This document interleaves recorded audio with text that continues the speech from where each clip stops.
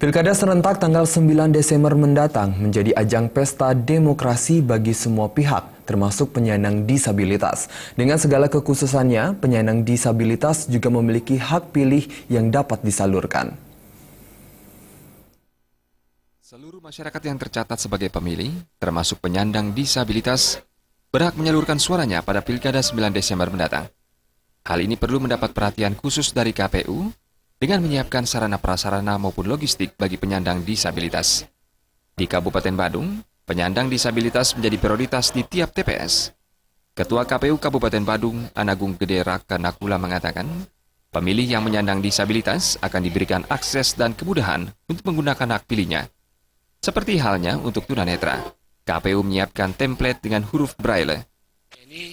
Disabilitas ini juga menjadikan prioritas kita karena kita juga harus memberikan akses kemudahan kepada pemilih disabilitas. Kalau memang pemilih tersebut tunanetra, kita sudah siapkan template yang huruf Braille itu. Nanti dia akan menggunakan itu. Kalau memang pasti dia tidak memiliki tunadaksa, tidak memiliki tangan dan lainnya, didampingi dengan pendamping ini akan menandatangani C3, yaitu surat pernyataan dia tidak berpendampingan dan tidak akan menyampaikan pilihannya. Kan dicobloskan kalau yang tidak memiliki tangan.